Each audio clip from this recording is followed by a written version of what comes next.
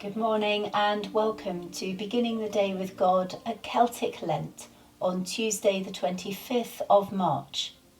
The opening music we've just been listening to is C.V. Stanford's version of St. Patrick's Breastplate.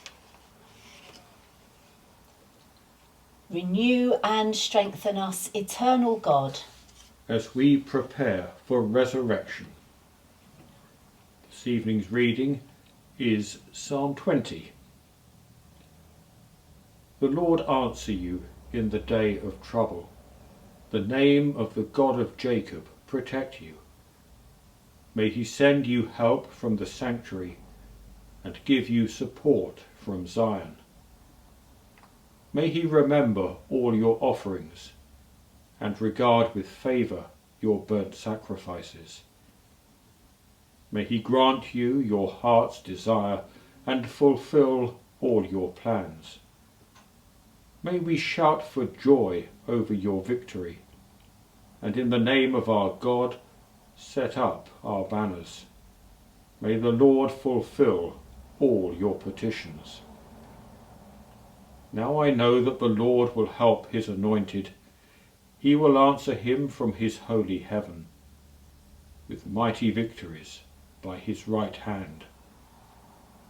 Some take pride in chariots and some in horses, but our pride is in the name of the Lord our God. They will collapse and fall, but we shall rise and stand upright. Give victory to the King, O Lord. Answer us when we call. Thanks be to God. And so we come to today's reflection. Patrick's breastplate is arguably the best known of the Lorica prayers, the prayers of protection, or the breastplate prayers. There are two famous translations of Patrick's breastplate. Kuno Meyer's translation, which starts, "I arise today through a mighty strength, the invocation of the Trinity," and C.F. Alexander's translation, which we heard just now, which starts, "I bind unto myself today the strong name of the Trinity." This hymn is one which calls on God and heavenly powers for protection against all types of evil and negativity, both spiritual and from other people. The Celtic saints believed in the power of God's protection from these things. It was as real to them as the sword and shield at the side of a soldier.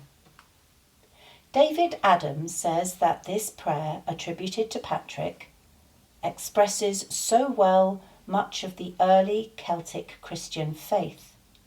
It vibrates still with the God who surrounds us, the Christ who is with us, and the Spirit within us.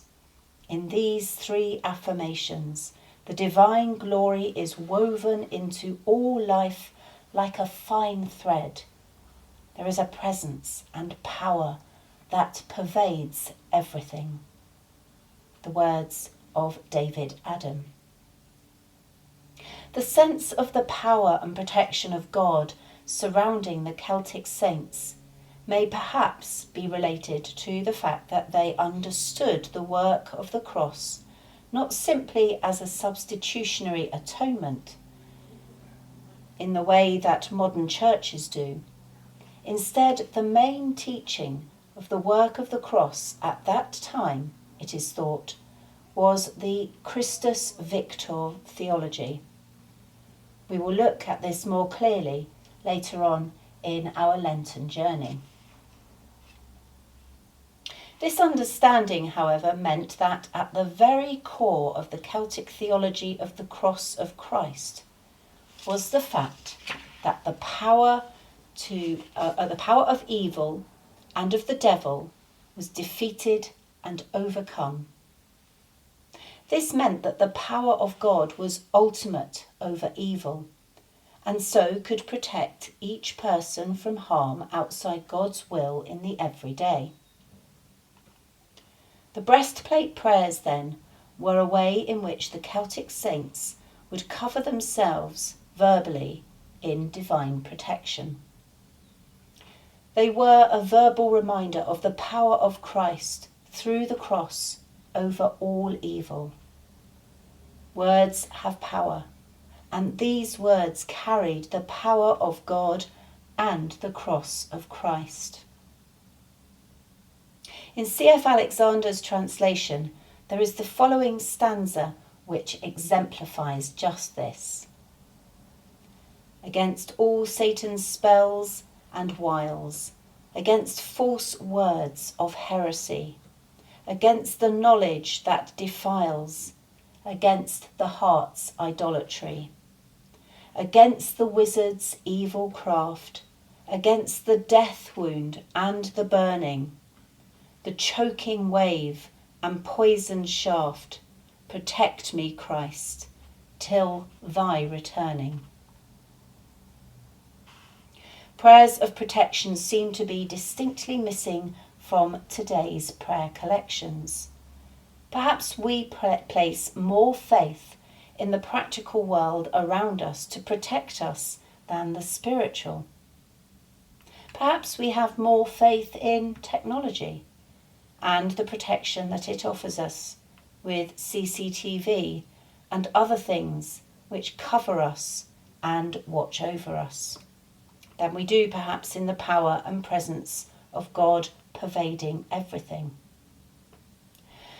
Perhaps these prayers and this understanding need to become more prominent in our understanding of the work of the cross and more interwoven within our lives each day. Amen. Now a brief contemplation. How do you understand the concept of divine protection? Have you ever prayed specifically for divine protection? What about having a specific prayer to use? We have prayers which we repeat regularly for specific things which we have learned off by heart, whether that be the Lord's Prayer or grace before meals. What about learning all or part of a prayer for divine protection?